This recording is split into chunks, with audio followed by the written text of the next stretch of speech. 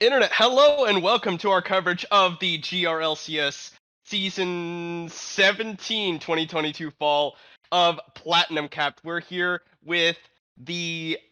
Oh, I don't think he has the right browser window up, but we're here for our first game of the... Which conference is this? Firelight? Firelight. Yes, It's our pretty first sure it's game Firelight. of the Firelight Conference. I'm AlexAgent822, and here with me is David Vidkosik to cover this match between Lampost and Reign of Kings Apocalypse. Gosh. Apocalypse. Although right now they're Reign of Kings gay Yes, because of course. as Lamp said as they joined, go if straight. So All right, it works somehow, but I'm not surprised that the first thing that's picked up here, Zeri and Jinx, the Zeri not surprising at all considering how strong she is even with the hotfix that they did to her in the B patch here. That Trinity Force Ravenous Hydra Runaan's Hurricane is just disgusting. Meanwhile, Jinx is it still quite ridiculous. good even with the nerf to the interaction with Runons? She's still playable with it. She's not as ridiculously busted as she was before the patch, but I think this is the build for her. So people are finally like getting comfortable at the champion, and they figured out how to build this weird thing. Yeah, I kind of like that. I always, as much as I dislike the champion Ezreal, I'm always astonished when people find these new, and I'm excited that they're doing that for more marksmen in the bottom lane. Lamppost have picked up the first pick Zeri. On the other side, like you said, the Jinx, very high priority marksman, and they pick up Thresh as well. Lamppost are getting their hands on a very high priority mid laner, Corki, and then the counter pick support Morgana into Thresh. I think basically every support player who's competent at Morgana takes this matchup. Yeah, I mean, especially with the Zeri, how hard she is to get on top of as Thresh. If your Morgana is any good with her Black Shields and the Thresh is just kind of like split between, do I actually go on the person that I can hit or do I go on the Zeri that will die faster? This is going to be a really tough bot lane matchup, especially with how good Corki is right now in the mid lane. He's going to be able to roam up and down, especially once he gets that package, and Vex can't really counter roam. She can fight Corki, she can apply pressure, and she's going to be really strong in these team fights. I love seeing her in the late game. But against Corki, it is going to be a lot harder to apply any kind of map pressure. Of course, Yeah. this is Reign of Kings that we're talking about, so the map pressure aspect of it is going to be kind of cut in half because Jack Love's Lamp is probably just going to live in the top lane for the entire game. Yeah, you think we should note that we are coming in a little bit behind. The team started the champ select really quickly. We weren't quite ready, but talking about the first round of bans that we didn't ever really get a chance to point out, Lamppost banning away Gangplank away from Jackalove's Lamp, Vel'Koz directly at Renji, and then Senna just because it's a strong AD carry. Not saying that Wit's not good at it. I assume he must be competent at it for them to be willing to throw a ban that way, but it is just generally a strong pick. Whereas the other two bans were fairly targeted, I would say. Yeah, and meanwhile, on the other hand, Reign of Kings did get rid of Akshan, or Akshan, I think his technical pronunciation is, Hecarim and Janna. The Akshan is kind of a flavor of the month sort of pick. A lot of people have been picking it up in pro play to varying levels of a success, but it is pretty hard to play against in the top lane if you're not super used to that sort of thing, the roaming from top, and ranged top laners are never fun to play against. Hecarim also pretty strong in the jungle right now, and Janna, that's definitely a Randy Newman. That's a Randy Newman target because Janna just doesn't have all that much to do right now, especially if they were looking at locking in the Thresh. That's free every single day. Yeah, and I like oh gosh, what was I gonna say? I like the resilience of the champion Hecarim and the players who like play him, because Hecarim just like randomly goes, he's like a stock market graph where he's like really good and then they nerf him and he's like really bad, and then someone finds a new way to play him and then he's really good again. It's kind of cool, and I think of Hecarim as being a mostly fair champion if he's not just like one shotting you. If he one shots you, then it's just unfair, whatever. Yeah, that kind of hyper farmy drain tank sort of Hecarim actually does not feel that bad to play against a lot of the time, especially in competitive play. The worst times of Hecarim's life and in his balance cycle and how fun he is to play against have been those like run out of the fog of war at 2 million move speed, one shot you with ult and walk back out. Those are never fun, but Hecarim hasn't really been in that space for a little while. He does feel okay to play against nowadays. But it does look like while we were talking about those first round of bans, they did finish the draft. Nocturne going to be picked up in the jungle for Reign of Kings, followed by the Shen for Jack Loves Lamp. And on Lamp post, we have a Gragas, most likely in the top lane, and a Volibear jungle. Yeah, I'm pretty excited to see these two teams go at it. These are two of our I I don't like using the word veteran, but that's kind of an apt description for these two teams. Lamppost and Reign of Kings have been playing have been like going at it for quite a bit here in GRLCS Platinum for a few splits. Lamppost coming in as they're the runner-ups, right? From last split. I believe so. They dropped off to the Glacial Mingos, now the Wolfpack Mingos, whereas Reign of Kings, they were going to be the number one seed from their conference until they unexpectedly had to pull out of the split.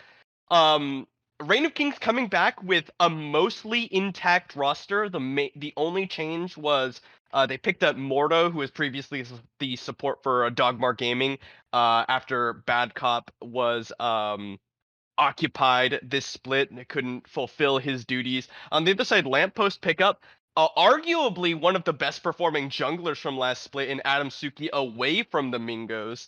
And then their AD carry, I think, is a different person. It might be a name change that I'm not aware of. Yeah, I am not sure either way, but as you said, both teams coming in with almost intact rosters from last split, and both of these teams went at it really hard last split. Some their games were some of the most fun to watch, and definitely some of the closest. And it is going to be really interesting to see what they do in this match. We are okay. That is going to be a Gragas top lane. No surprise there. Slappy, he's going to do a great job. I'm sure Gragas has found his home there in the top lane after bouncing around jungle mid support. Volibear going to be very good at just kind of running people down. Tower dives galore for certain, especially with Corki being able to roam. And I think Shen may have some tough time when that ult is down because I'm just got a hunch that they're going to be targeting Jack up there after they get away from Vex. Yeah, I do like this last rotation pickup on the side of Reign of Kings where they pick up the Nocturne and then they pick up the Shen.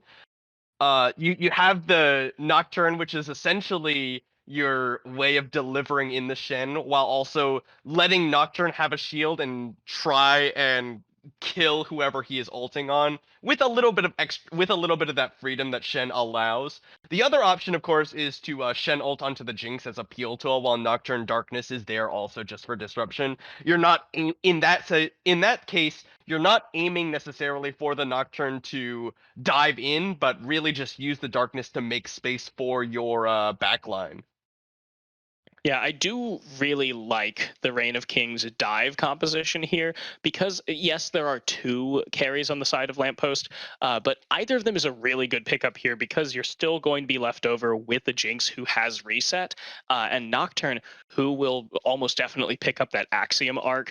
He's going to get closer and closer to resetting. It makes it much easier for Reign of Kings to take that first pick and then have a Shen toward the back line that's able to draw a little bit of aggro from the Corki, from the Zeri, whichever one ends up living through that dive. The one issue will be getting through the Gragas. Volibear doesn't have that many ways to stop Jinx outright, but Gragas certainly does.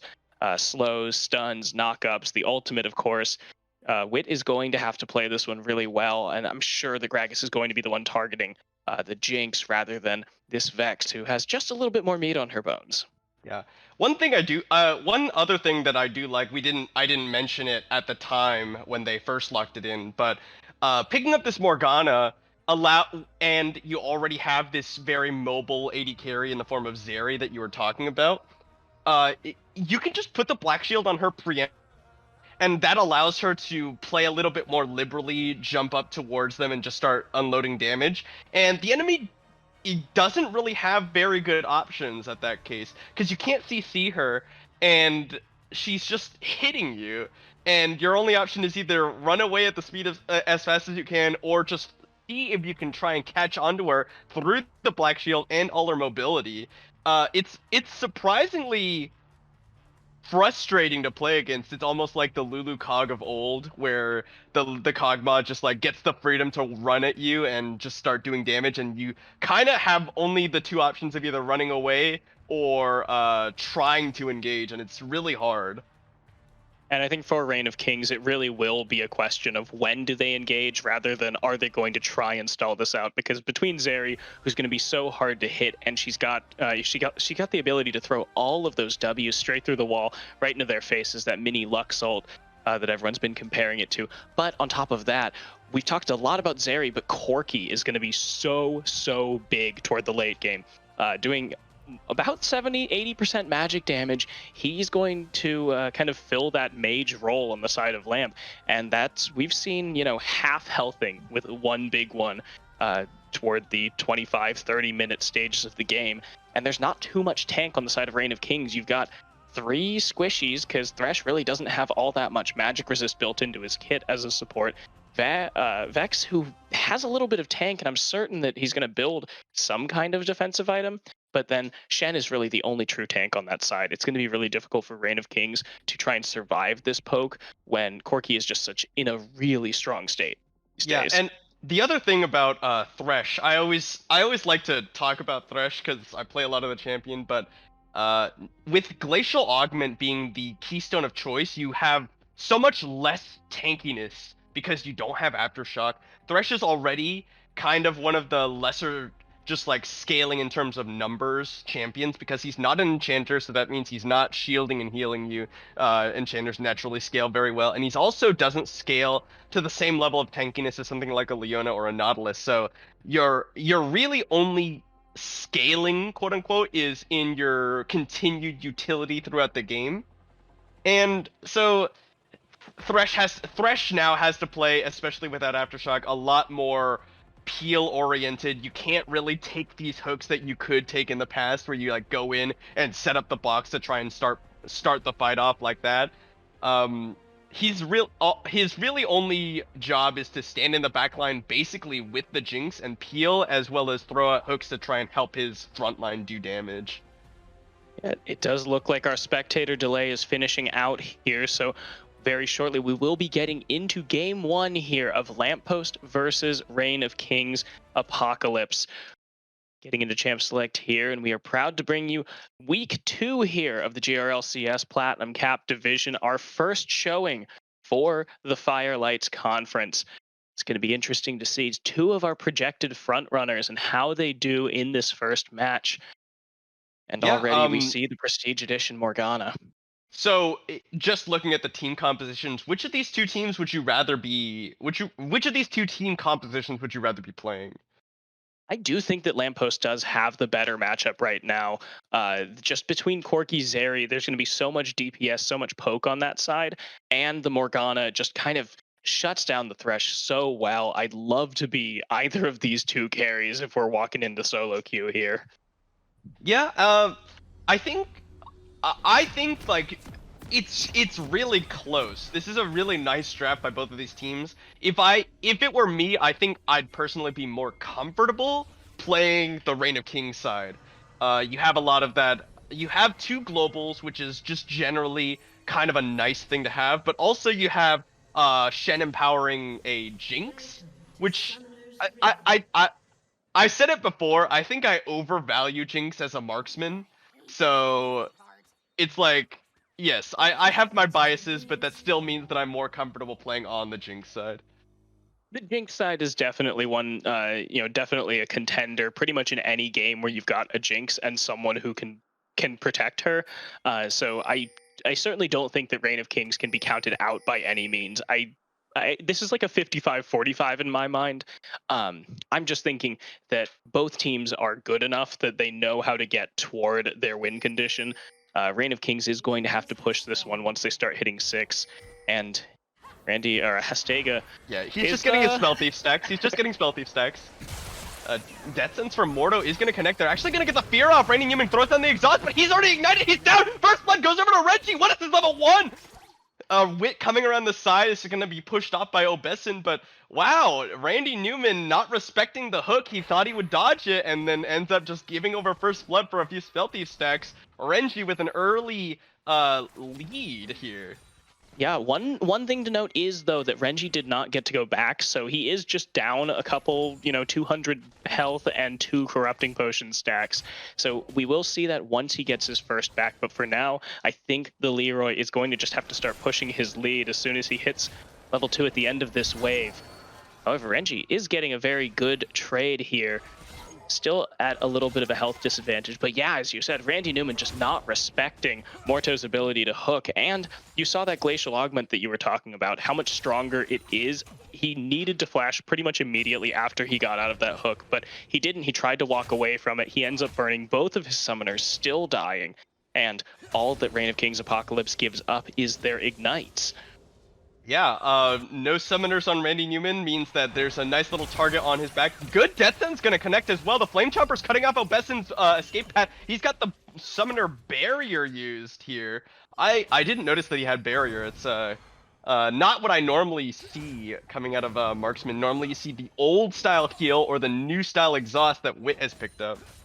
Yeah, but Wit does have the exhaust, and I'm certain that's going to be not only really good in the 2v2, where Obesin is going to be doing so much damage in that 2v2, but and then as we get further, if the Leroy starts to jump in, if he gets a little bit too far forward, the exhaust is a really good way to either force him to try and disengage with that Valkyrie, or he's going to have to flash if he uses the Valkyrie to go forward. That's a trade pattern that Corkis really like to do against these less mobile AD carries. Jump forward, throw a couple of ultimate hits, and suddenly you've got 3/4 health the enemy ADC.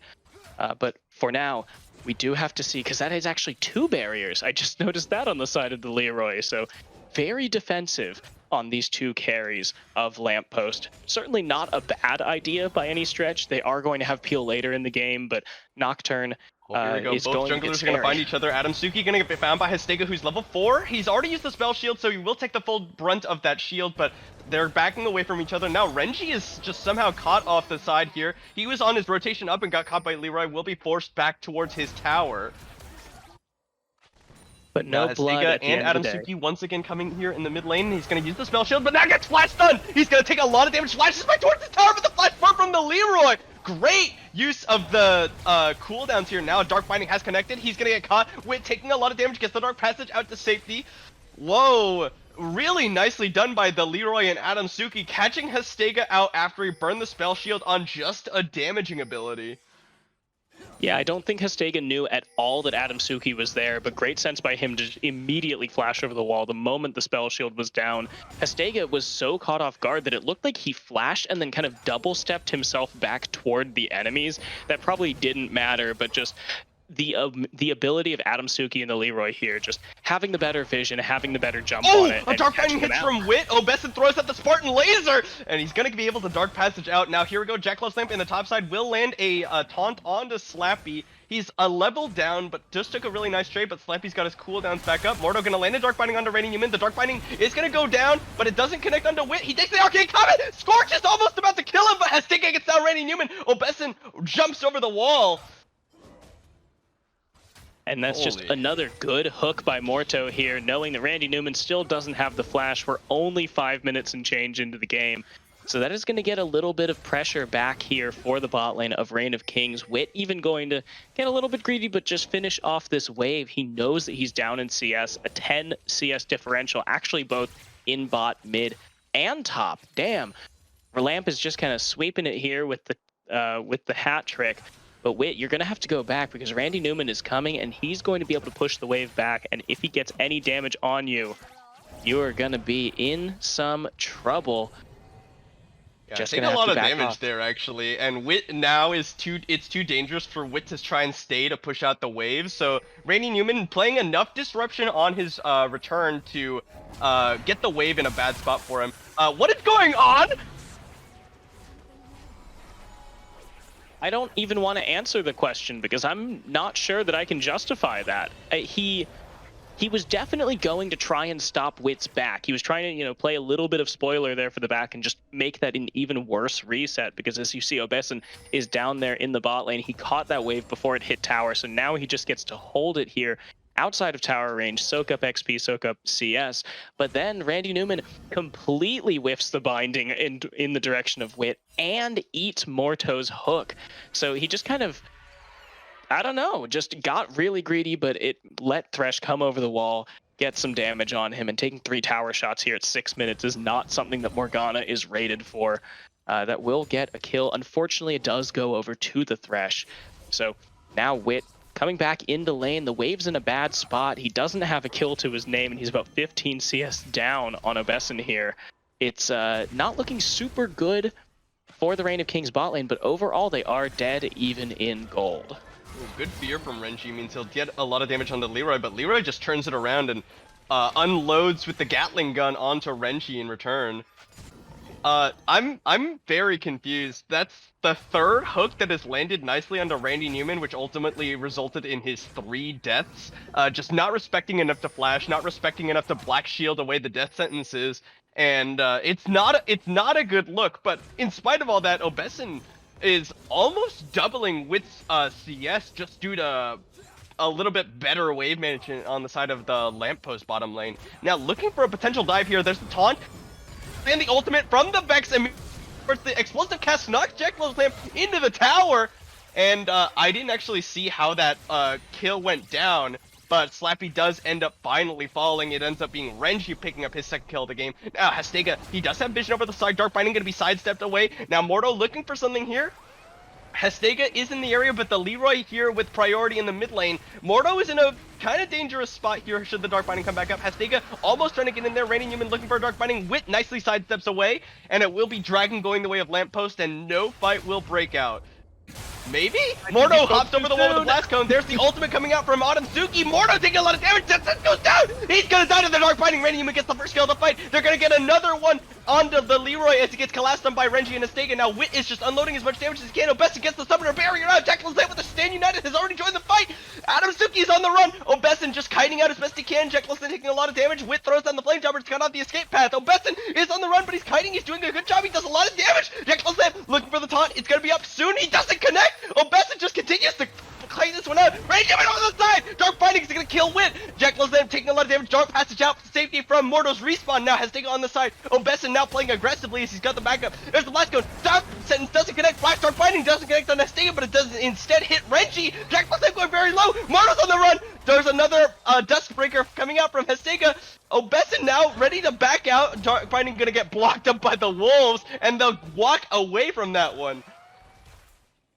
That is a lot of a fight to unpack, and we'll start at the very beginning. It's the best place to start, around that dragon. Lamppost knew that they had dragon priority, and Reign of Kings Apocalypse knew it too. They decided that they weren't going to start fighting it there. Wait, Obesin is dying to minion? Hey, buddy. I'm surprised that there are not more question mark pings on the map right now, but we'll get to that eventually. There's about a minute and a half of fight that we need to recap, and I don't think that the Leroy wants us to do that. He has the package. He has the package. He's going to be able to package out.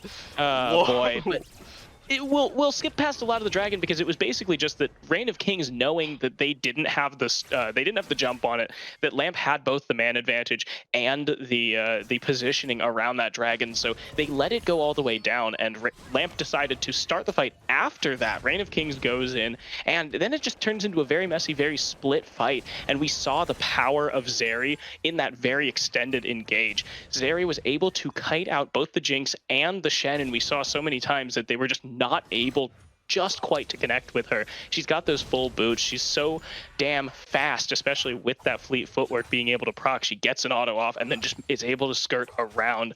And it ended up costing Wit's life because it gave time for Lamp to get there. A lot of this is that, a lot of the way that they won that fight initially was that Zeri just soaked so much time from 2 damage dealing members of Reign of Kings that he allowed the more tanky members of his team to collapse, and then that was just kind of hammer and anvil, and smashed Wit against them. Ends up only being like a 2-for-1 at the end of all of it, so Lamp walks away with just a little bit of an advantage.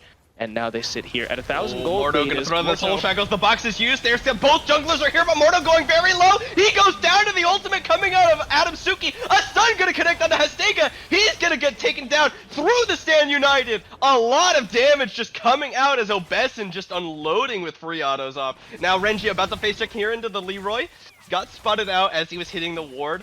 But Jackalo's Lamp's ultimate is used as well. Renji, meanwhile, is landing an ultimate onto the Leroy. He doesn't have the damage to finish him up, and Adamsuki's here to back him up. They're going to run him down into the enemy jungle. Jackalo's Lamp doesn't have the Stand United. He used it to try and save Mordo, but Mordo's already gone down. Jackalo's Lamp now facing up onto Slappy. Nice explosive cast knocks him away from his own tower, but he's not able to finish up the kill.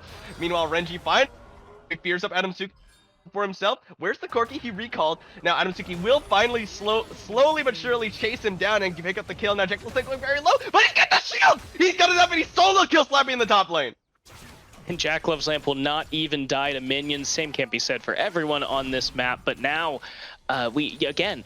this one seemed a little more just across the map that Reign of Kings was biting off more than they could chew. Morto went in just way too early. Hastega had the broken stop, or the formerly stopwatch. He was able to just completely negate all of that damage, ate Hastega's ultimate completely, and Morto was able to be focused down. So just a little bit too early going into that fight. And then, of course, it means that Hastega also gives his life up. Jack Love's Lamp, I don't think he should have Stand United there. He should have known it was already a lost fight, and Nocturne isn't going to have any of the tank or the sustain to get through 3 members just cutting him down. So luckily, Jack was able to pick up a solo kill as Slappy over-engaged there, but even Renji, he went forward, too far forward, tried to solo kill the Leroy, and again, Vex is just not strong enough to do that, doesn't have his mythic yet.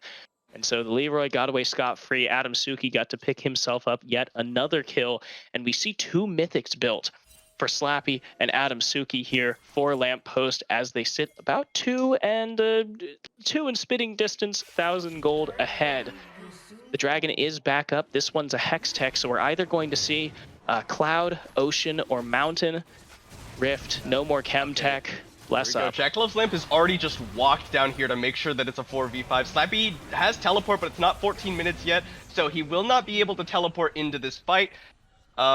Yeah, that's kind of one of the things I was talking about with Glacial Augment being the keystone of choice for Thresh. You're really not allowed to start fights like that where you're the one who's walking in to try and tank it up. Oh, good Dark Binding lands onto Mordo now. Obesin is going to be able to do enough damage here. Mordo is walking forward, but he really shouldn't be. Adamsuki going to cut off Jack Love's Lamp. He's going to have to back away here. Oh. And we look onto the other side of the map in the top lane.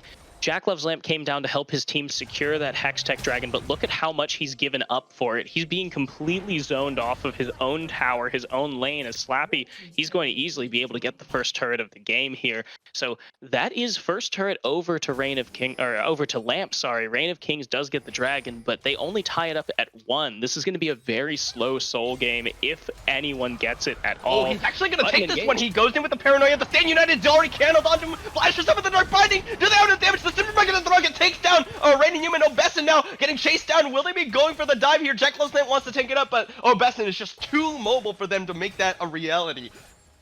And that is the power of the Nocturne Shen combo. The Stand United Paranoia looked great right there. They were able to get Randy Newman. Unfortunately, for Reign of Kings, we do see the power of that Zeri, how mobile, how hard she is to track down without any of that hard CC. Morto wasn't there, wasn't able to find a Dark Binding onto the Zeri, so she was just able to walk away. So she turned what probably would have been a 2-kill full tower win into just 1, and she was able to stay and keep the tower. She's just so far ahead of Wit right now with a 20 CS lead and that extra assist. It's going to be pretty hard for Wit to get rolling in this game.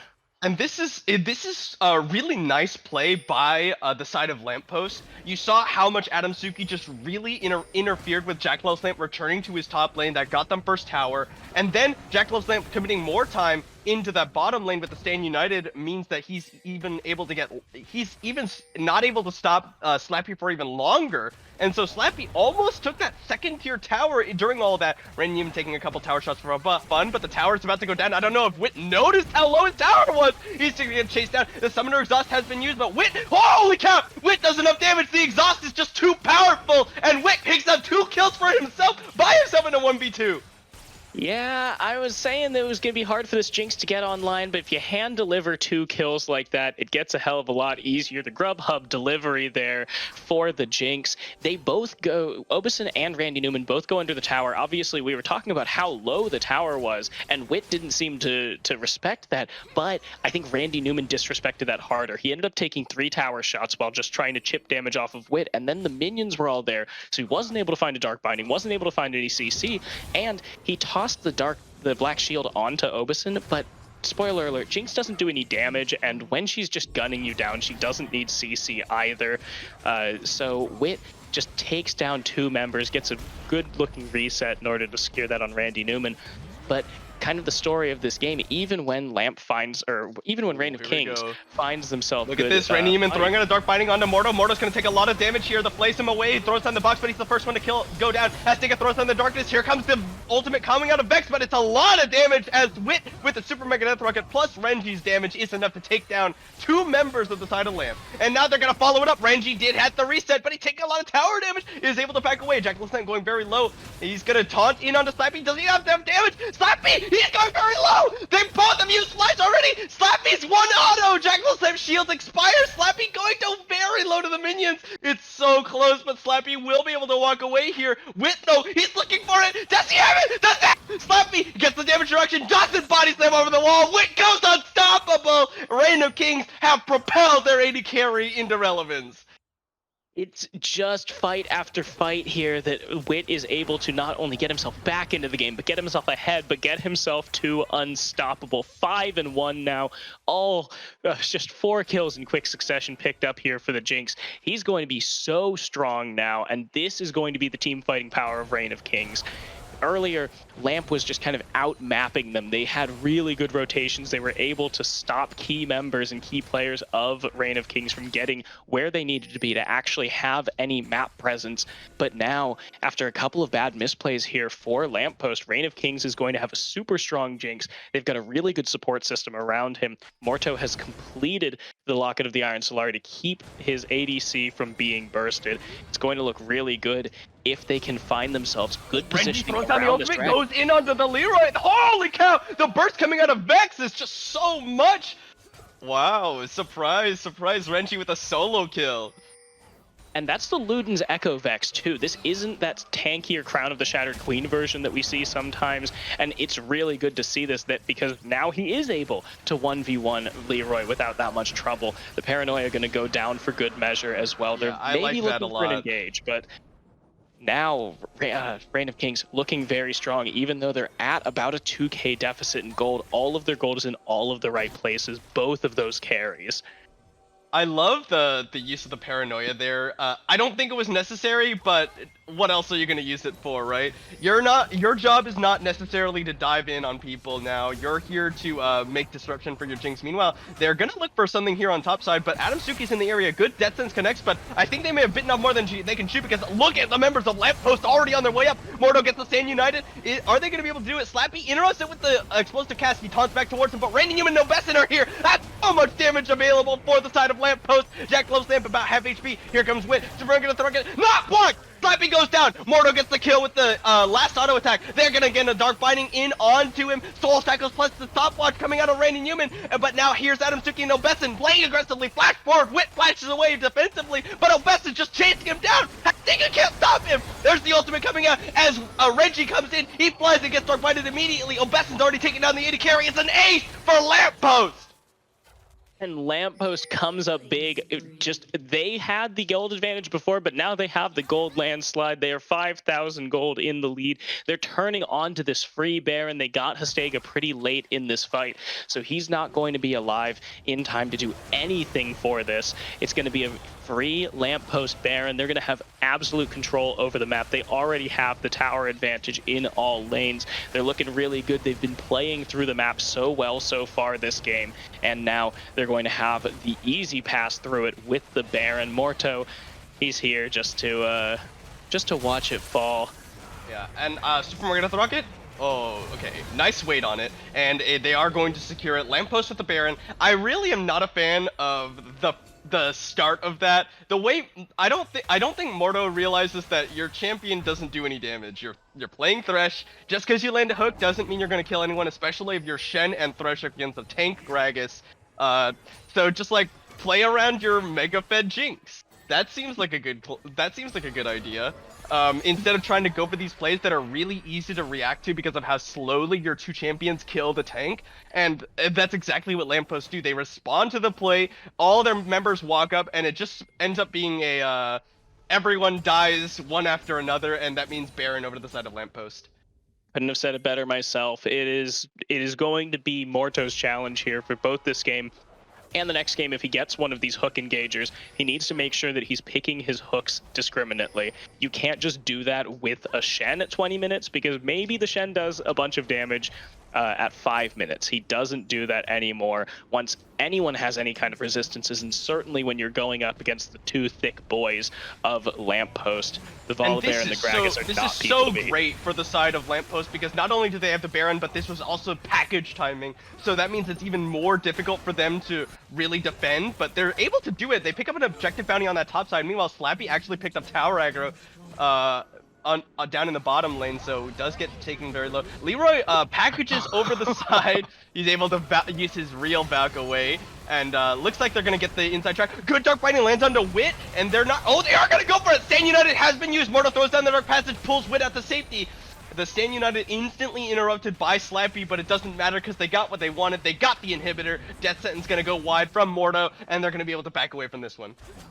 And Morto, he's playing very far up, trying to go for these hooks, but I don't think it's going to do him any good. Jackalope's Lamp. Raining Human very low. Oh, nice dark binding, but here comes the Paranoia. He's gonna go in. He looks for one. The stopwatch used by Randy Newman. And there's the taunt coming in. Super Mega Rocket comes out a little bit too late. Here comes Renji flying in, but he's not able to kill anyone, and Obes's just unloading onto him. Death Sentence nicely sidesteps this. Obes plays aggressively, gets played back in. He is playing too far. Shutdown goes over to Wit. Now Slappy is in the middle of all the members of Reign of Kings. Hastega on the run out of there. Adam Suki thinks better of it, and he's going to run back away. 3 members dead on the side of Lampost. What a messy team fight. Obesin just gets too hyphy. He walks up to that Thresh, and the Flay spells his death sentence, ironically enough. Just hitting one Flay means that suddenly you're slowed down, you're knocked up just a little bit, and the Glacial Augment for good measure. It makes it so hard for that Zeri to get out. He didn't have the flash. He was playing Sumless, so that just absolutely tossed out any damage that they thought they would have. The Leroy did take a lot of damage at the beginning as Renji jumped on top of him, so good way to zone him out of the fight as Wit came in to start picking up some kills, and this is in time for Dragon. Morto's at half health, but everyone else doing pretty well as the teleport comes in. Now Morto's in a little bit of a bad spot. He's about half HP. Slappy with a teleport in, and now Reign of Kings are successfully corralled back into their own jungle, and I don't think they're going to be able to make it into a good spot to fight. Hastega does have the Paranoia, so he'll have a pathway in, but Morto is in a bad spot, and it looks like they're gonna have to just give up this dragon. They're not in a position to fight. The super minions streaming in from the mid lane means that they have to respond to that. Randy Newman disrupting the recalls a little bit, and now it's gonna be a second drag over to the side of Lampost. Yeah, and that is an objective bounty going to be taken away from Reign of Kings here. Objective bounties, something that is fairly short-lived in the course of the actual game, but you need to make every single one of them count. So Dragon count will be tied up. If there's a soul in this game, it will be coming in at about 35 minutes, solidly into late game, and I think at that point, the Cloud Soul, you might as well just give it up. But we did see how well Lampost was fighting to their win conditions there. They knew that not only did they have the pressure in the mid lane, but they also have so much chip damage, and Adam Suki and Slappy can stand so far up and not actually take that much damage from Renji or from Wit. So they just got to stand in front of the enemy team, take some shots, and you saw the pings coming out while the dance happened. They knew that they would give up a Nexus tower if Reign of Kings stayed. So good knowing that you can win these objectives, win these fights before they even start. about a 4,500 gold lead here for Lampost. They've Yeah. managed to keep a pretty consistent lead the entire game. So looking at these team comps, this is something I really didn't make note of while we were discussing the draft, but with Slappy and Adamsuki just being these hyper tanks, it actually makes it really difficult for Reign of Kings to play their team comp because look at their carries. It's Vex and Jinx, both of which require the first kill to happen before they really pop off because they're both essentially resetting champions.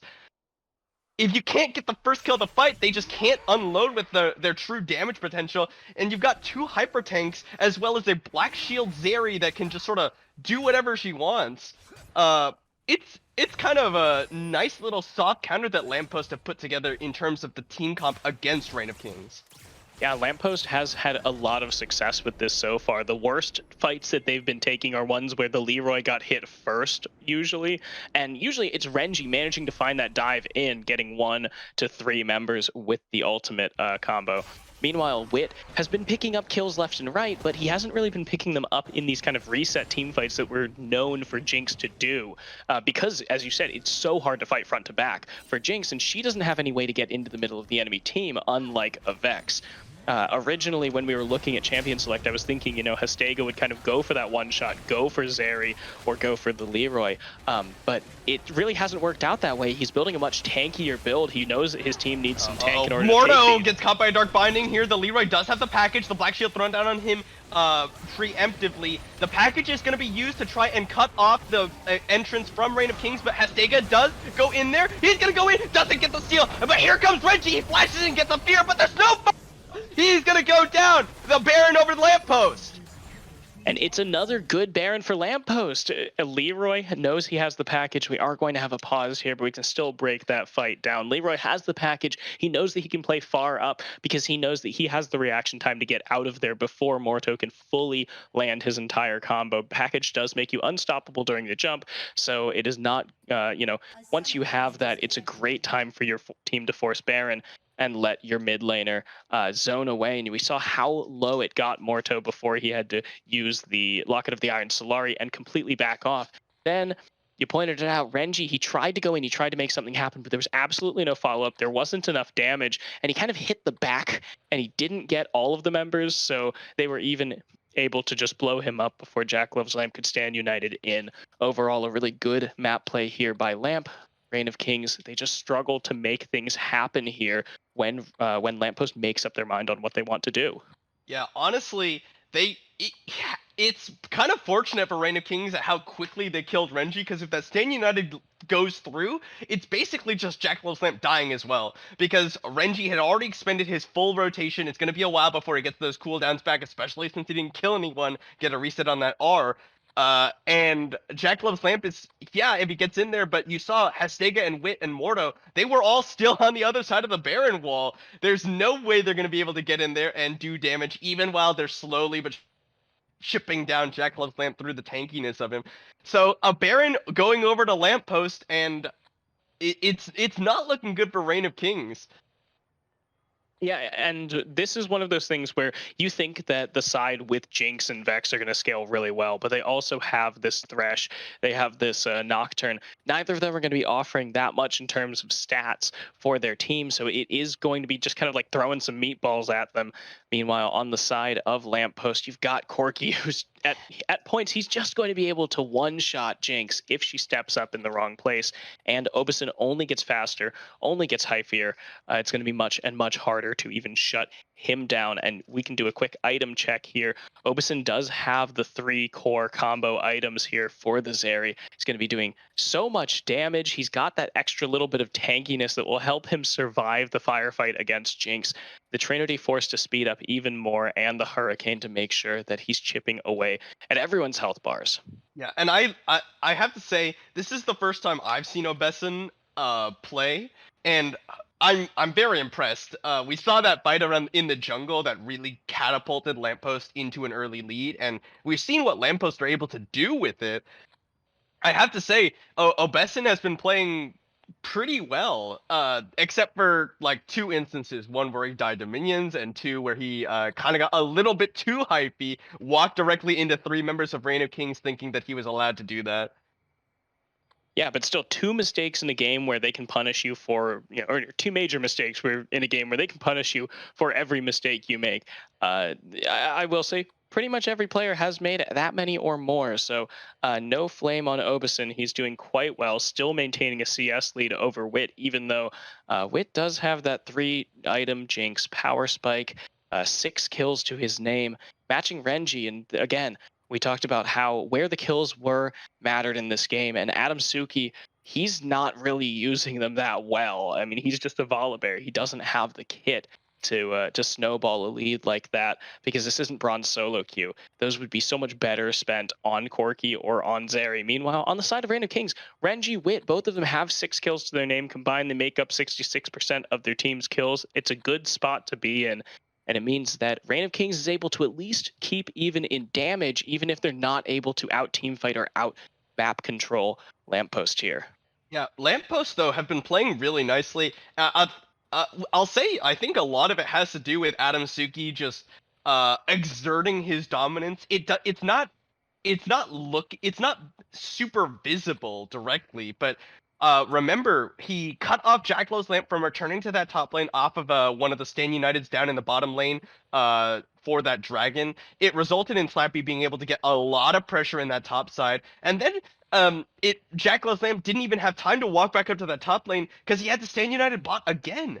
And it's just these small things that are making up this 6k gold lead for the side of Lamppost. And Wit and Renji, again, they're not able to get resets off. They're even with these 6 kills, they're not able to get the start of the fight they want. For sure. It is taking a little bit to get back into this game. We're about 5 minutes down on the pause timer. Yeah, I think Not it's sure a exactly connectivity issue on. for Wit on the side of Reign of Kings. Yeah, he did disconnect as we got into that pause, but hopefully we'll be able to get back into this in a little bit. Both teams, luckily we are at kind of a break in the action, but here we go. Wit has reconnected, so hopefully within the next minute or two, we're going to be able to get in here. I will say, I'm it's not the cleanest of games, but who watches the cleanest of games, This is a slog, and we had a great first series last week for the Enforcers conference between the Wolfpack Mingos and ID Solaris, and I'm excited that we're having kind of a good start to the series between Lamppost and Reign of Kings. It is very good to see these teams just come in swinging. Of course, we kind of picked this one after the scheduling came through.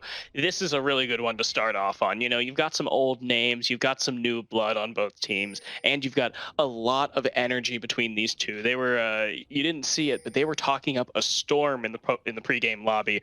So that both of these, all 10 of these guys are sitting here just talking some smack, throwing shade back and forth, and it makes for a very energetic game of League of Legends. We've seen these mistakes aren't just mistakes from like, oh, they decided not to go in until too late. They're kind of, we went in at a dumb time because we were just super eager to do this.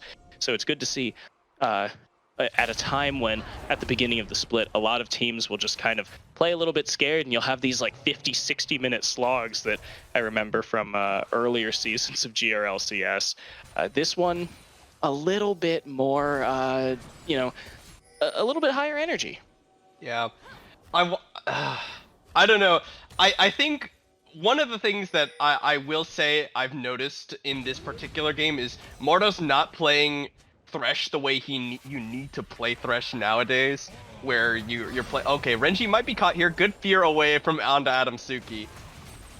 I think you need to play Thresh more as a backline threat now. You're not allowed to go for these engages or these picks. Oh, nice Dark Binding gonna connect onto Jackalow's Lamp. He's getting an explosive cast. He can't take the Dark Passage.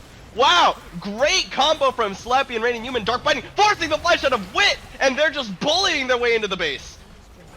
And this is so good here for Lamp. This actually may be their ability to pressure the end of the game. They've got 2 cannon minions here. They're going to take this second inhibitor. And without Jackalove's Lamp, you're missing a lot of your tank. Oh, well, you're missing all of your tank. You're missing most of your engage.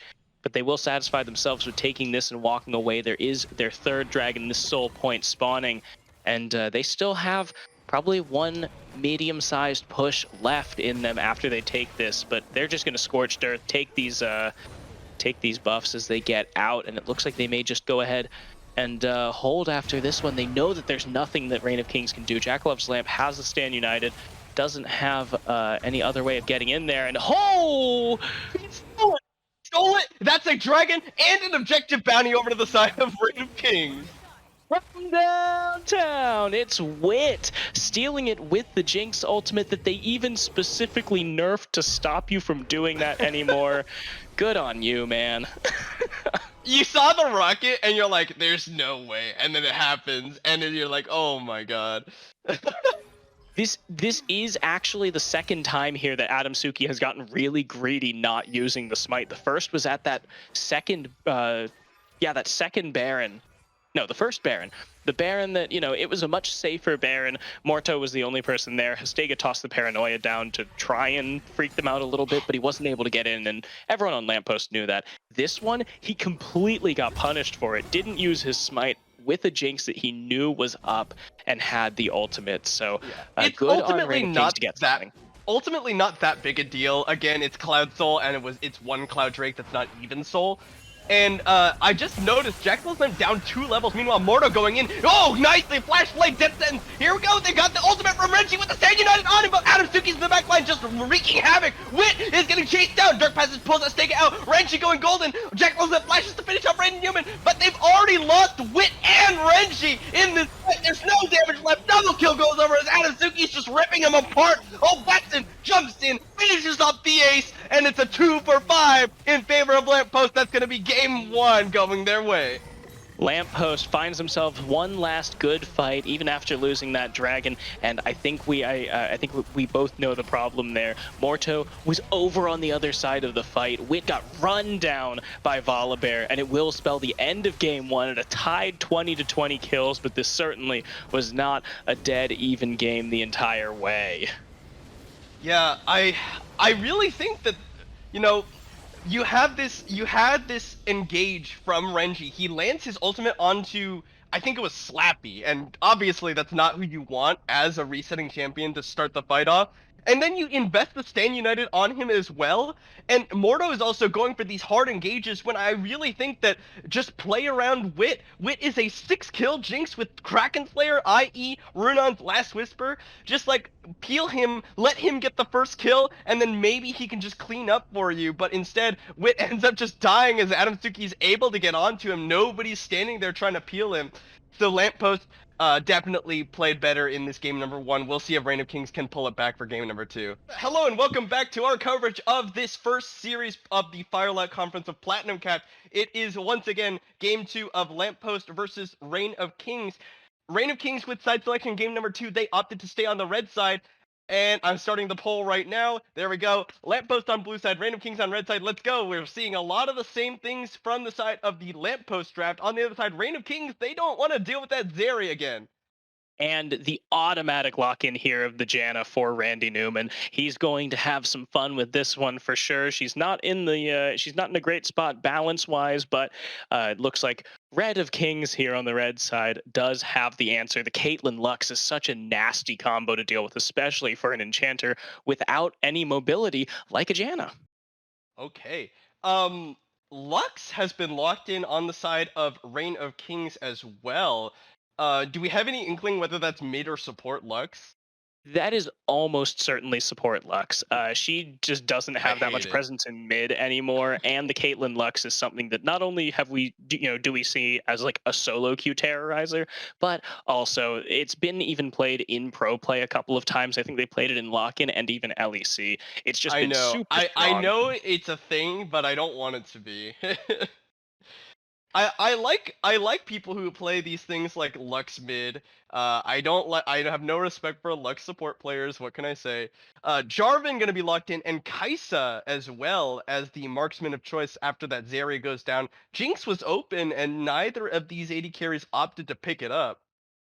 I think they may be giving Caitlyn her last hurrah. She is going to get slapped in this upcoming patch tomorrow. So I think Wit is just going to get his hands on it. Also, I do like the Caitlyn better with the Caitlyn Lux, and I do think it's going to be able to punish Janna a little bit more in those early levels. Once you get to late, Caitlyn and Lux, they're both going to do the same thing to Kai'Sa and Janna, just blow them up. So I think Caitlyn It's going to be pretty good here. The Jarvan is something very interesting, something that I like because we have been seeing Jarvan come out a little bit more in pro play. He's just gotten back into the just like flag and drag. He's got very consistent early engage, and I'm expecting Lampost on the blue side to pick up something much more late game focused for the mid lane. Possibly the Corki again if Reign of Kings is going to let him have it because Jarvan will just be able to get them so far ahead. We saw how good Adam Suki was on that Volibear. Yeah, Adam Suki exerted a lot of pressure, was just kind of doing exactly what he needed to in that game. Meanwhile, on the other side, the Viego locked in. Now, this is a fairly flexible pick. I know it's not super meta to play it anywhere other than jungle, but we have seen Renji and Jackalove's Lamp play this champion in addition to Hastega.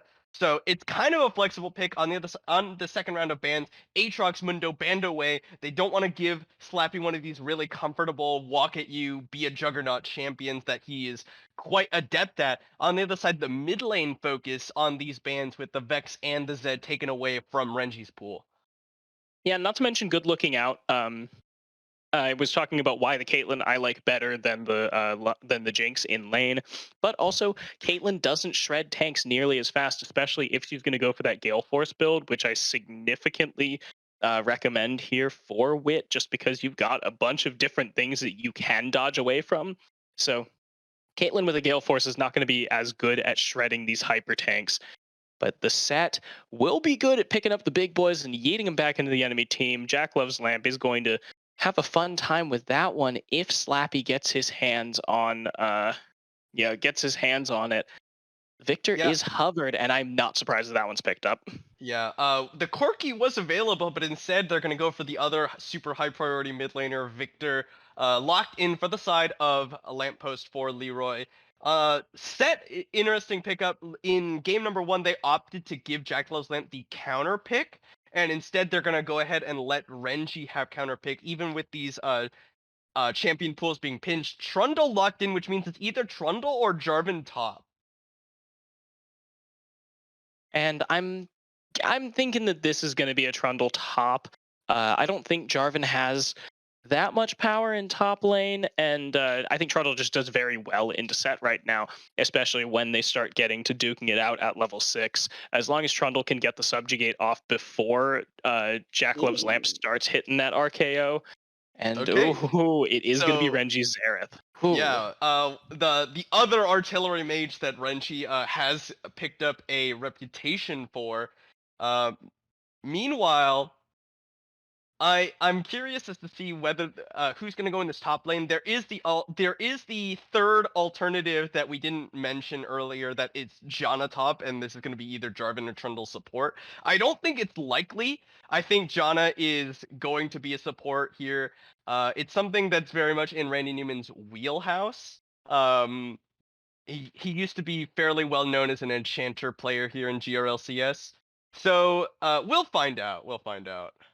And for anyone who is confused at why Janna Top would even be remotely a thing, it's something that has, A, it's just kind of one of those enchanter top picks, but B, it has come back into the public eye with things like Karma, Janna, things that, and I think Soraka maybe, but it's one of those things that you can kind of do now because of objective bounties. It's one of those funnel the ADC comps.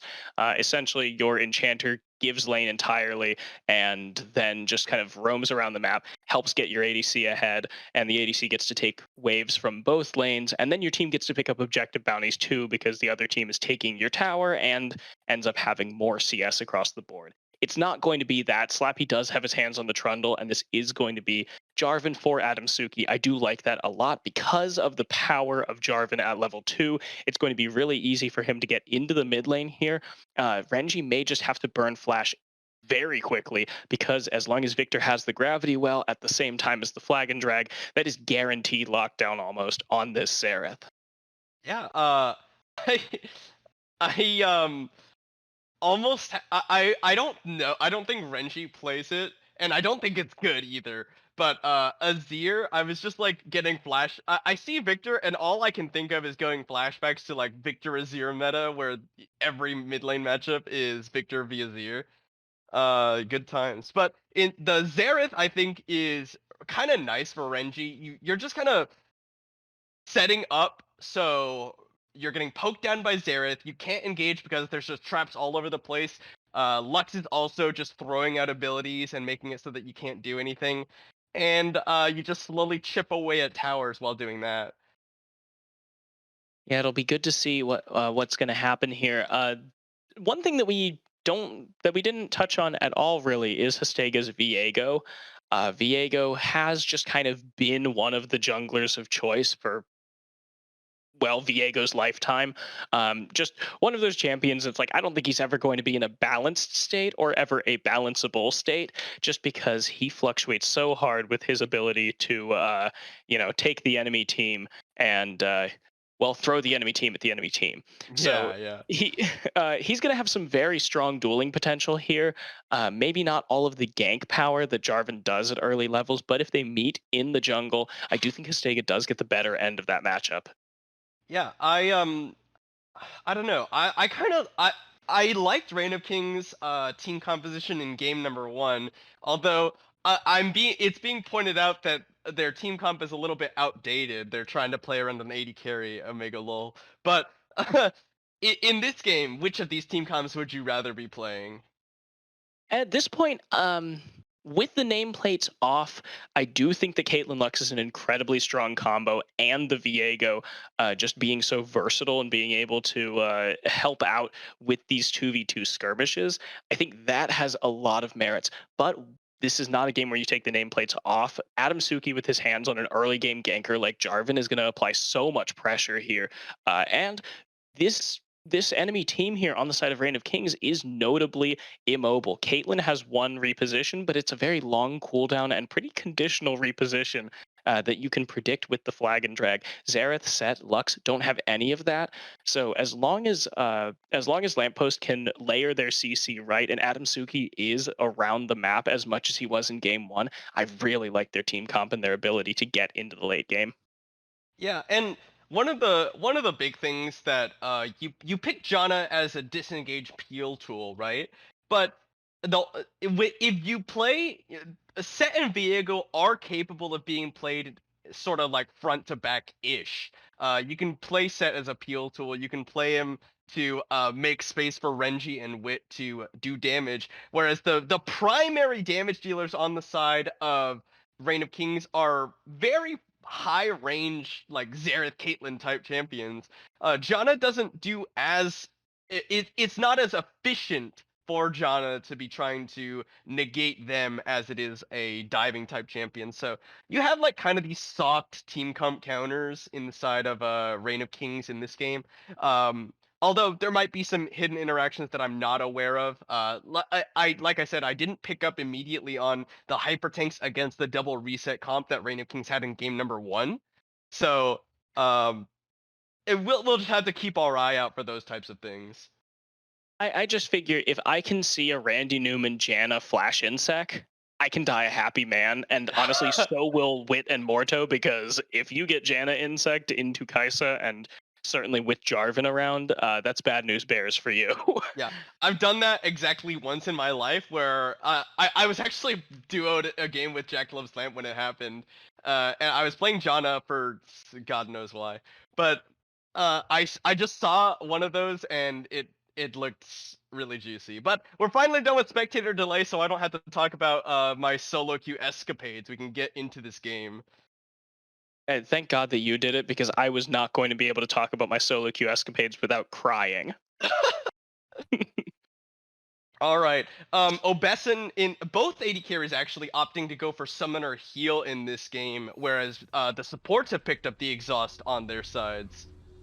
I do like that in this matchup. The barrier just wouldn't make as much sense as it did in the last game.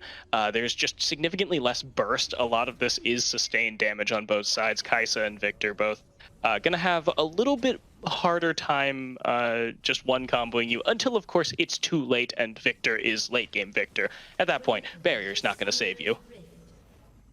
All right. So, looking for potentially a level 1 here. They did get the better end of the level 1 in game 1. Now, Rain Newman, they don't have vision of him, so they don't actually know that he's there, but a light binding into potentially a Xerath stun could spell death for anyone here.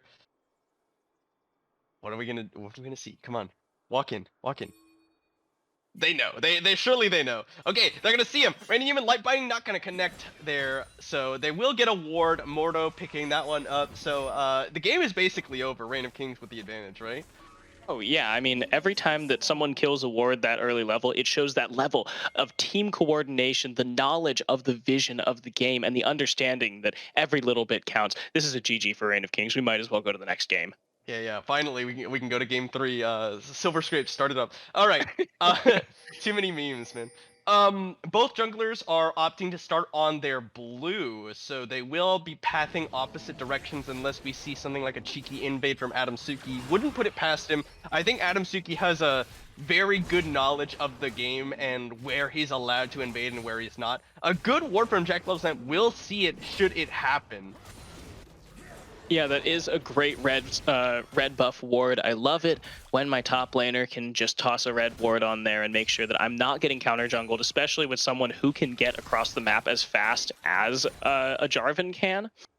And meanwhile, in the mid lane, I do want to talk a little bit about these first strike runes that both mid laners are rocking. It is a new rune with Season 12, so if this is your first time tuning into a stream where anyone is taking it, let me explain a little about it, because I didn't know what it was until I took it accidentally and thought that it was like going to be the same thing as Kleptomancy. It's not. It rewards you for doing damage with after initiating a fight and dealing damage within your first 3 seconds of combat. So it does proc when you get your first instance of damage. So we saw both mid laners autoed each other and they both procced it. You get 5 gold for it, and you also get 70% of the damage you deal, 70% of the bonus damage you deal, which is 10% extra damage in your first 3 seconds. So Suki it's a lot making of his way down numbers, but here. yeah. A lot of numbers, but it incentivizes you to hit first and then combo. Yeah, go for these pseudo extended trades here. I don't know how I feel about First Strike. It's not as widely used as I anticipated it would be, but here go Adam Suki here in the bot lane. Ooh, I don't think that was how he wanted to do that. I think he dropped the flag too close to himself. Does get the flash out of Renji anyway out of reflex, so ends up being a successful gank, but I think a slight mechanical misplay out of Adam Suki. Yeah, I think he just kind of like button mashed his flag drag flash, and it just kind of came out in the wrong order there. But no harm, no foul when Renji was just going to be super respectful of it anyways. So Adam Suki does get a quote-unquote successful gank in the mid lane. We will have to see if he goes back and repeats it. Meanwhile, Hastega is going to take that topside scuttle. He's just a bit behind, it looks like, as Adam Suki's going to get through for his Raptor camp. Oh, Watch Jack out, Love's Lamp! Slappy! So much damage! He has Ignite! He has Ignite and solo kill Slappy again! Wow, first blood over to Jack Love's Lamp on the side of Reign of Kings. Yeah, I mean, he took Ignite last game as Shen, and I was like, well, yeah, it's Shen. You've got the Stand United, who, you know, the Ignite is great for that laning power. Nope. Turns out Jack Love's Lamp is just a 7-foot-tall Chad. Taking Set, taking Ignite, beating the crap out of Slappy and forcing him to teleport back to tower, and he's got a 12 CS lead, and he's just slowly pushing the wave into tower here. He's going to force Slappy to lose so much CS, and this is a great showing already for the top laner of Reign of Kings. Light Binding nicely sidestepped away from by Obeson with a little bit of the extra movement speed.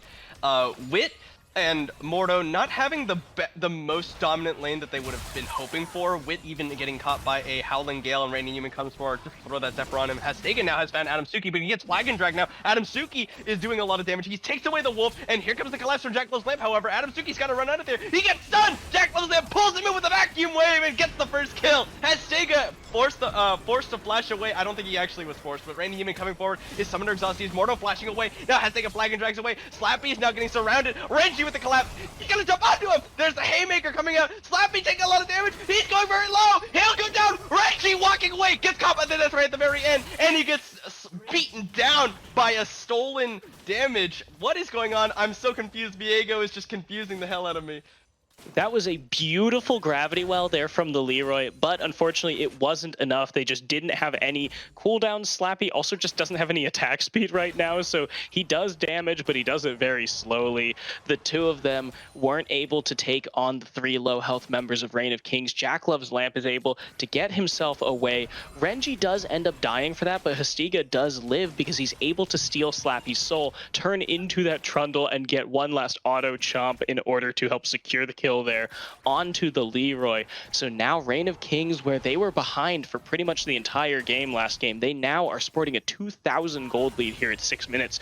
The only part where they're even and just a bit behind is in the bot lane. Of course, that will mean dragon pressure as Adam Suki's going to get his hands on the first Drake.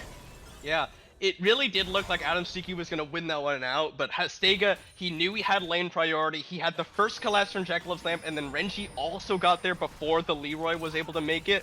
So, really nicely coordinated with his solo laners to go for that invade, and able to stall out long enough for Adam Suki to get collapsed on by his team, which was collapsing first. Looking back, everyone's just kind of resetting right now. Not much action on the map for the moment. But we do see that Renji is just going to chunk out the Leroy a little bit. He did find some extra spell books. Went to the library after that one fight. The Leroy does, however, have that lost chapter, so he is going to be a little bit stronger. Just have a little bit more value in his items for now. Ultimates are coming out in the mid lane. Looks like our jungler should be getting them soon. Slappy and Jack Love's Lamp at level 7. I expect to see a little bit more action from them as Jack starts pushing this forward. His Ignite is back up off of cooldown. Slappy still doesn't have the flash, so if Jack Love's Lamp can get himself a face breaker, I'm sure he's going to start going for these longer fights and start using the best of that extra health regen that Set gets from his passive. All right, so you're gonna have to clarify this for me because I'm a little bit behind on my Kaisa terminology. But what is the build now? Oh, hold on, no, hold that thought. The Leroy, good flash away from Hastega stun. What is the Kaisa build now? The Monomune is being picked up for Obesinus, what it looks like. Oh, baby, it's my time. I love playing Kaisa. She's one of my favorite champions to play. And I love trying every new stupid build that everyone finds and says is OP. So this one I actually do think is OP. It just takes forever to get online. Just a little bit of damage, but nothing permanent. So the first thing you do is you rush your Monomune. It gets you enough AD for CSing. It doesn't really do much after that. Then you go for the Nashor's Tooth, which gets you your E evolve and your W actually evolve. Is going hard onto Jack Love's Lamp. Sorry, hold that thought, because I think they're fighting in that top lane, but we're gonna see bot lane instead. All right, go on. Please continue. So you finish your Nashor's Tooth, but finally gets you some attack speed, AP, evolves your W, evolves your E. So then at some point you level up in the middle there, because you're really not expected to get all 3 evolves until roughly the same time, which is after your second item. So then you get your Q evolve because of your level up stats, and then good finally damage on the Howling Gale. Mordo takes a W to the face as well. Now Adam Suki has made his presence known. Not to the bot lane of Kings though. Here's the Cataclysm over the side. Mordo and Wit, they're not willing to commit their flashes. Mordo doesn't have his. He's gonna go down. Wit has used the 90 caliber net. Slappy going down as Hastega comes in with a gank. Jack Love's Lamp used his flash plus the showstopper to basically insect him out from under his tower. And that is a beautiful 1-for-1 on both sides. It is going to get Mordo down. Unfortunately, Randy Newman does take the kill there. That would have been really good on Obesin because this Kaisa does take a little bit to scale back up. Wit is going to get dope here. Howling Gale comes across. Randy Newman trying to take it as long as he can. He gets the shield. Obesin goes in, and it's enough. Wit gets dove and taken down. Great play from the Lampost bottom lane. We love to see a Monsoon keeping your ADC alive while they tank tower. Good dive there by the bot laners of Lamp, and honestly, a little bit of criticism should be leveled at Wit there. He got, again, this kind of thing that's like, just because you're under tower doesn't mean that you're immune from the dive, even against 2 squishies like that. Oh, ooh. No, nice sidesteps from the Leroy, and he's able to walk away there. Hastega not in a good position to try and finish that kill off. Yeah. Oh, and then the third item of the Kaisa build, by the way, is usually you go Crown of the Shattered Queen because then your W's chunk. Oh, okay. Adam Suki gonna get stunned up, chain stunned by Renji. They're doing a lot of damage onto him. Hastega, is he gonna commit the ultimate? Yes, he will. He's stunned up. Adam Suki, he knocked the 2! He gets the damage, and he's gonna trade 1 for 2. Great play from Adamsuki. What a monster. I saw the flag and drag, and like my brain just started making dial-up noises after that, and I glanced at Twitch chat and completely lost the rest of it. What happened there aside from Adamsuki just like putting that 2v2 on his back? He got Viego stunned. They changed it into Xerath stun. Hastega goes in with the ultimate, doesn't quite finish him off. Adamsuki throws down the flag and drag from behind. Knocks up 2 long enough for them to finish off the kills, and the Leroy's just kind of free hitting there. What an amazing play from Adamsuki. He's been playing well this entire series. Yeah, he is just looking great. I mean, game 1, he took control. Oh, meanwhile, the showstopper, hold that thought! He doesn't have enough damage! Slappy just gets a huge heal from the subjugate, not able to burst him down. Jackalo's Lamp overstepping, and he'll get solo killed this time around. Yeah, a little bit of a whiff on the showstopper into Facebreaker there. He pulls back some minions, but they're all on the side. They're on the same side as Trundle, so no stun there. And if he had a stun, I'm sure he would have been able to get it. But unfortunately, no dice. Renji now, stuns Leroy. up the Leroy, lands all of his abilities onto him, but it's not enough, and they're not able to get in there with Hastega's damage. Now Renji taking a lot of damage from the Death Ray. Hastega is here. Renji playing forward, he's gonna get the Chaos Storm dropped on his face. And the Leroy just kind of walking around like he doesn't care.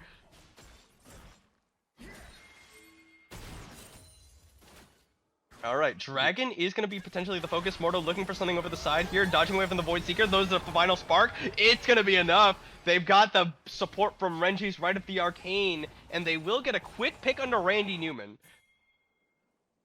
And that is going to be an easy one. Now with the Dragon up, it looks like it is a Hex Mordo is tech. going to face check in Adamsuki here. Flank and drag flashed away from Wit. Going to back him up. He's going to train him up. The Cataclysm comes in with a Gore Trigger as well, but do they have enough damage? Besson can't get in. Arrogance is going to let Adamsuki die here. Or not. He's tanky enough. Hastega going deep. The Leroy comes in, just lasers down Wit. Adamsuki with another flag and drag. Do they have enough damage? Adamsuki is a monster. Oh, Besson with the backup is going to be able to take down Hastega before they're able to finish him off. The Gore Drinker Conqueror, it makes him impossible to kill. Hastega goes in, he thinks that he's going to be able to get it in just one more auto, and it just never comes. That last auto, Adamsuki heals so much through all of that, gets the support from his team, and the Leroy, he does end up sacrificing his life, but he gets his hands on Wit during it. It will mean that the Dragon... No, the Dragon doesn't even go down. Neither team is able to secure it after that absolute mess of a fight. Just kind of little misplays on both sides costs them both the kills and the objectives. Wit will now rotate to the top lane. It looks like they have lane swapped as Jack Loves Lamp will find a little more success here, or at least allow his bot laners to find a little more success here in the top lane. Frees up Morto to go roam up a little more. Here's Hastega. And the Dragon is started I don't think by there's Lamp. anything to be done down here. Hastega looking for a potential steal, but it's going to be secured by Adamsuki, and the Leroy is now down in the area. The gravity field's going to be dropped down. Jack Lamp needs to back away. And he's actually going to look for potentially Randy Newman, but Howling Gale knock him up. Wit is just going to try and hold up against Slappy. He's going to get Pillar of Ice. There's the 90 caliber net. Slappy just doing a ton of damage, about half HP, with just that Sheen plus the Chomp of damage. Trundle is so disgusting to go against as an ADC who doesn't have any self-peel. And yes, I mean, Caitlyn does have a quote-unquote self-peel, but the Pillar of Ice is so good at interrupting that. And that's one of the things that's like, even if you have one reposition move as an ADC, you're not going to be able to get around Slappy. Not against that Trundle. The Pillar of Ice, super punishing, and the Frozen Domain is... also just a problem with the ability to just speed himself up, and he's got those level 2 boots. He's going to be either matching or beating anyone else on the map at this point. Yeah, Besson and Randy Newman are rotated up into that top side with the Dragon having gone down, and so both bot lanes look like they're going to be converging on the top lane, so it is a full lane swap here. Rift Herald is on the table. 2 dragons to 0 in favor of Lampost. They're on the fast track towards that Dragon Soul. Hastega holding the minion wave. He's not going to get dove, surely, but not ideal for the side of Reign of Kings at this time. Yeah, Reign of Kings. Meanwhile, a nice blast cone, but Renji going to get chased down. The Leroy flashes over the side to finish him off. The summon a barrier. There's Mordo. He gets a good flashlight binding, or flashes right into the light binding. Adamsuki doesn't quite get the swag flag. Final spark goes on to Adamsuki. Do they have the damage to finish him off? Right at the arcane, raining down. Where is he gonna get it? Adamsuki just trying to get the fancy feet. No! Renji finally snipes someone down. Renji finds himself that last one. He saw that the Leroy had those fancy feet, and he said, no, I got you in my sights, Adamsuki. Drops it right on top of him for that kill. It will mean that Adamsuki does get punished, and now Jack going for the fight. Yeah, the subjugate has been used. Now Jack Love's Lamp has already used the showstopper. He might just get dove. Oh! He uses the haymaker. He's gonna get ignited. Slappy, he's trying to run around the tower. Slappy's ignited, but he's not gonna go down. Jack Love's Lamp once again getting solo killed away by Slappy. And now Mortal about to face check here into the Leroy, taking a ton of damage from the Death Ray. Not willing to. Oh, he doesn't have the Chaos Storm. Now Hastega looking for something. Light binding doesn't quite connect. Oh. And that fight in the bot lane, Jack Love's Lamp just goes for way too much. You can't fight the Trundle once he has the subjugate. And Trundle easily got Wit getting dove here. Randy Newman just kills the Howling Gale, doesn't quite connect, but Obeson doesn't need it. He has enough damage. Wow, Wit is just not having it this game. He's gotten dove by the enemy bottom lane. Now Hastega looking for Slappy. Slappy just trying to give him the reach around. Now, Hastega, they're fighting up. The red smite is fairly powerful. Slappy will be going down here. Hastega does get the shutdown. Yeah, and that's, the Trundle is very strong in the 1v1s, but he can only be so strong before it gets ridiculous. And if you're winning fights against a full health, full cooldowns Viego, then I think that's a little too much. So good on Hastega to pick that back up. A lot of damage coming in from Renji. And here we go. It is going to be both guys. Oh, getting the tower here in the bot lane. Reign of Kings will finally get something back for Renji themselves. Right at the arcane. And he's here we go. Aim for it. One shot lands. The Leroy trying to run around in circles. He's gonna get. Oh! He got the Ludens proc, and that's enough. Another snipe from Renji trying to keep Reign of Kings in this game. Yeah, and it is 11-10. Again, it's like Reign of Kings may have the dead even or slightly ahead gold, but it does look like it is going to be CS leads mainly that are keeping Lampost in the actual gold lead here. Only about 1,000 here at 18 minutes, so it's not a ton. But we look at it, and a lot of that gold is on Obeson. That is a lot of gold on a Kaisa, and the Leroy as well has 3 kills to his name. Renji no slouch, he is also 3 kills, and he's doing a lot of damage. As we saw, that last hit of Right of the Arcane did about 250 health to Leroy with the Ludens proc, so he's looking quite good. I think where Reign of Kings does need to focus, however, is their ability to try and secure these objectives. They are 2 Drakes down, and they're going to need to fight over this Mountain Drake, or else they will risk handing over a free soul point and allow Lampost to just kind of pinch them once the Baron comes up and has that Soul Dragon. Mountain Soul is going to make it this. So Adamsuki, great timing. He drops down the Rift Herald in a good time so that they're forced to respond to this one. The tower is going to go down here, surely. I guess they're not planning on using this pressure to secure the Dragon area. They're just going to rely on already being kind of ahead. Yeah, they are. Slappy is already down here as well. They do not have the Leroy, however, so it is a potential 5v4 situation. The Leroy does have the empowered teleport. Howling Gale is going to disrupt them. Hastega might potentially be on the wrong side.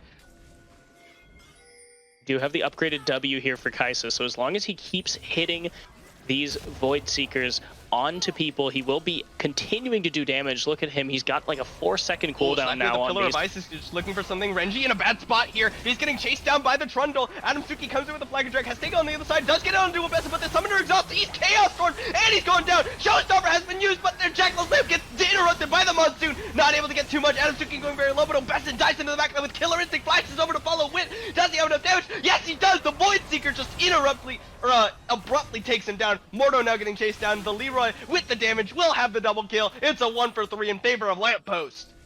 Besson couldn't miss those Void Seekers. He helped his team secure 3 kills in there, making sure that he kept hitting those Void Seekers. Great fight here for the side of Lampost. They took it and kept Reign of Kings in that choke point where, you know, usually it's pretty good to funnel all of your damage through there, but not when your team is sitting in the choke point trying to pump damage out into Lampost that was so good at spreading out. They all peeled for Obeson when he got caught by Hastega. They all jumped on top of that Kai'Sa and made sure that the Viego died before he could get any of those resets. It's going to mean a 3-for-0, third Mountain Drake here, and put themselves at Soul Point 20 minutes into the game. This could be a 25-minute Soul, and they can flip it for Baron if they want. Yeah, a really great play from Randy Newman. The instant exhaust onto Hastega as soon as he got the stun onto Obeson. And then the Monsoon, as Jack Love's Lamp lands, he throws out the Monsoon so that he can't chain it into a face breaker stun onto potentially all 4 members of the side of Lamppost. Overall, just a really great fight from Randy Newman to make that happen. Yeah, just, you know, Randy Newman obviously knows the champion very well. He first picked Janna, so he knew that he would be able to pull these off. He's looking really good, and he's been able to secure a lot of these, you know, a lot of these intangibles for his team.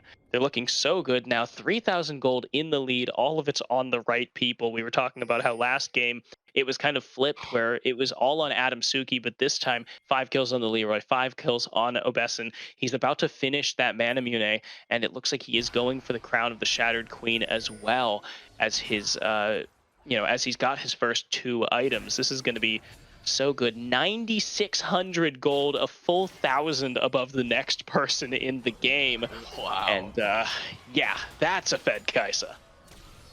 Okay, and the Void Seeker, because you're able to build more AP in this build than normal, these Void Seekers really hurt. Yeah, and that's I think that's the strongest part of this build. Obviously, I usually go for it in solo queue when people want AD mid laners or AD junglers. But this is still working out really well with the Leroy's damage.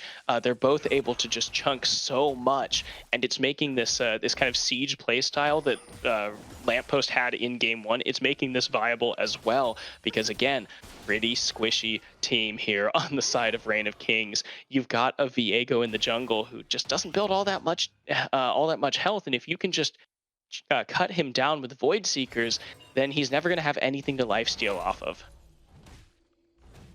All right. We'll see. Oh my god, Wit just actually Leroy walked into 5 members of Reign of Kings and almost killed Wit. Meanwhile, in the backside, I'm speaking with the Cataclysm, the final spark has been used, but it's only a support luck, so you don't have as much AP. Leroy actually almost killed Wit in the middle of his entire team. Meanwhile, Ace in the hole and right of the arcade. Oh, Besson lands the Void Seeker, flies it with the Killer Instinct, killing off Frenchie, who's immobilized himself. We call that high-octane Kai'Sa gameplay, knowing that you have a team that can jump on you and knowing that the Xerath is focused on hitting his right of the arcane shots. You can go in there and just walk right out without a care in the world, man. It is looking great here for Obeson, and the rest of his team are going to walk down. Man. Void Seeker lands. He's almost taken down by the damage from the Leroy. The inner tower, the inhibitor tower will go down. Slappy, meanwhile, split pushing here. Look at all of the attack speed on the Trundle. He's got the hull breaker as well. Going to be really easy for him to take down this inhibitor. That frees up the Baron so hard here for Lampost. Best inhibitor to take out, and looks like they are setting up Randy Newman and Obeson going through, making sure that they have vision control. And Adam Suki does have Smite here, so just keep that one in mind because that's apparently a novelty in this series. All right. One inhibitor down. I'm surprised that they were not able to secure that mid lane inhibitor, but with Slappy's split push, they are able to get the bot lane inhibitor, arguably more important because it draws attention away from the Baron area. And doubly important here because Jack Love's Lamp doesn't have teleport. Objective bounty. Objective bounty. That is only 500 gold, however, for the side of Reign of Kings, so it puts them 5,500 gold behind instead of 6,000. Yeah, unlucky. Yeah. Every time I'm like, oh man, objective bounty, that's going to swing it a lot, and then I'm like, no, we're 10k behind, guys. This is doomed. Yeah, and Adam Suki has been playing phenomenally this game. Renji going to be gifted over the blue buff. The Dragon Soul is spawning in about 13 seconds. Jackalop's them going to get interrupted by the Howling Gale, and that Glacial Augment is going to cut off that path. But now you got Mordo and Renji off the side, life finding. Oh, connect! Final Spark! Joe, they've already killed off Randy Newman! They were caught in the Dragon Pit, but the Flying Dragon is too! Beautiful from Adam Suki once again! Jackalop's them with the Showstoppers, not enough to save him. Randy Newman, or sorry, not Randy Newman, they do actually snipe down one. Renji is coming around the side, but he's too close to Adam Suki, who's just such a massive mega tank. Mordo over the wall is gonna land a life biting. Renji does have the damage to take him down, but they're losing the game! Stop it! He's just hitting the next towers!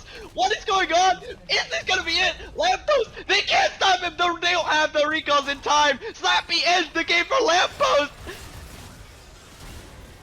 Yes. There we go, the last auto attack. And he got stunned, it's not his fault. That is what Trundle does, ladies, gentlemen, and everyone else in the chat. It is a lost fight at the end of it for Lampost, but they go ahead and they know that in a 4v5, even if they lose, they'll make it a close one, and Slappy just runs it down. True to his name, slapping the Nexus, takes it down. Lampost with a great 2-0 here, looking very strong against Reign of Kings in their first GRLCS match. Yeah, Reign of Kings, a team that had the potential last split to end with a undefeated regular season if they didn't have to sub in a really garbage top laner. Excuse me. But now that dream is instantly dashed in week 1. Lampost make sure that Reign of Kings do not have the opportunity to go for that undefeated regular season. Really great play from Lampost to win this one out. Adam Suki for sure had a massive series, especially this game too, just flag and drags out the wazoo. It was great. A lot of credit to that jungler on the side of Lampost. A great pickup away from the Wolfpack Mingos. Yeah, and I gotta say, even though they did get 2-0'd in this series and they were playing on the back foot for a fair amount of it, Reign of Kings still looked very good. They had so many shining moments. They were able to team fight very well. They just need to work on some of those, some of those team play things. They only really replaced one person, but the bot lane of Reign of Kings could use a little bit of work. Losing as a Lux Caitlyn lane definitely isn't a great thing to see, but I have faith that the Reign of Kings are going to come back, they're going to work together, and they're going to be able to kind of work on those map rotations that Lampost was kind of gapping them in. Losing like this in the beginning of the season does offer a lot of room for improvement. You get to see where you lost, and you get to pick it back up. So looking forward to seeing the Reign of Kings come back in future weeks. But for now, I think that's all we have for week 2 of GRLCS, week 1 of the Firelights. Yeah, unless our boy Austin tells us we're obligated to do something like an interview. Are we? I'm down for it. It'll be short. Okay, I'll leave it up to you, David. Who do you think we should interview on Lamp? We have several options. We have Adam Suki, who transferred over from the Mingos. We have Slappy, who is the top laner. We have Obesin, the newcomer to the team. And we have Leroy, who of course is the captain, and Randy Newman. I guess that's all 5. Just interview anyone. That's all 5. Okay, let me just roll my 5-sided dice. And Leroy's screaming for the interview, but I feel like we have to do the turncoat himself, Adam Suki, pulled from the Mingos into Lampost, and definitely had an amazing Does he want to game. do an interview? Does Adam Suki want to do an interview? We're not gonna force him to. That's a great question.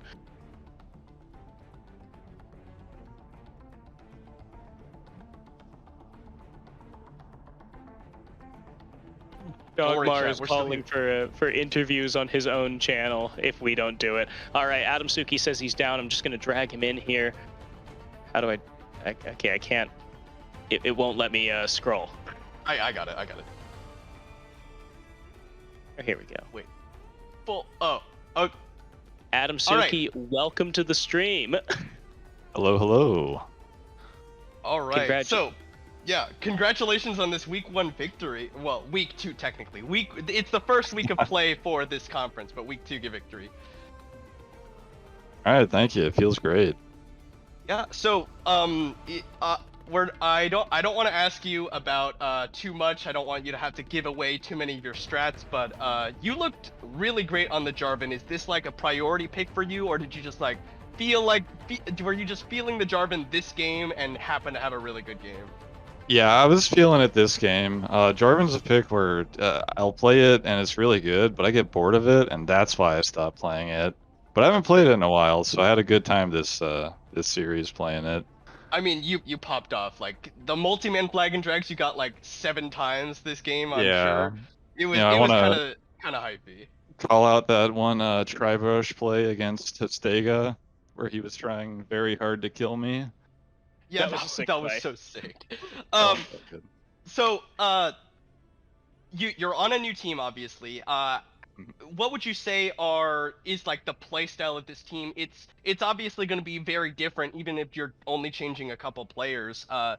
Where would you say this team like really excels, or is it just like overall everyone on your team is just gapping everyone on every other team? Yeah, pretty much. I mean, every single one of my players is miles ahead of what I had to deal with on the Mingos, so it's nice that I can kind of step back and not worry about top lane being 0, well, I guess the Slappy is 0-5 at, 10 minutes sometimes, but the rest of the lanes, yeah, it's nice to have pressure and just be able to scale and carry. Yeah. Is there like a particular lane that you say, okay, this is where our scaling is going to be, this is where our like early game is going to be, or is it kind of, or do you just kind of play it by ear? What is your like? Don't tell me too much, but like, what's your Oh, I'll general leak all the feel? strats. We don't really think that much about scaling, damage profile, any of that. We just say, hey, I feel like playing this now. That's fair enough. Obviously you've played in GRLCS a few times with the Mingos. Obesin is a new name for us. Can you tell us just like a little bit about him, since I'm sure we'll have our chance to interview him personally. But do you mind telling us a little bit about like what are your impressions of him after this 1 week of play generally? Yeah, so he's kind of a huge cocky jerk that likes to take my scuttle crabs, gromps, you name it. I don't know if this edition's gonna work out. I'm looking to pick up a guy named Nomo, just real superstar ADC, so hoping to push Obeson off the team as fast as I can. That's the plan. I see. All right, we'll have to keep our eye out for this guy. Last question. Do you anticipate that Lamp will be able to end this regular season undefeated 7-0, or is there a team that you think has a chance of taking a match off of you guys? I haven't looked at the other teams in our bracket, and I think we really started with the biggest challenge, unless there's a sleeper team. But I do also think we're gonna drop 2 series just because we're not very good. We're just gonna lamp it a couple times, and that's to be expected. We run playoffs. I feel that. Vid, do you have any further questions for Adam Suki before we call it for the night? No questions from me. Thank you, Adam, for joining us. This has been a very enlightening interview to the inner machinations of the Lamppost machine. Yeah, the new Lamppost. Is there anything you'd like to say before we close? Yeah, F the Mingos, F you Ham. We're coming for you in finals. Okay, he's calling him out early. All right, in any case, that's going to be it for us here on the Week 2 stream of GRLCS Platinum Cap. Thanks for watching, everybody. Next week, both conferences will be playing. We'll have to pick one of those matches to stream, but we'll see you there. Thanks for watching, everybody.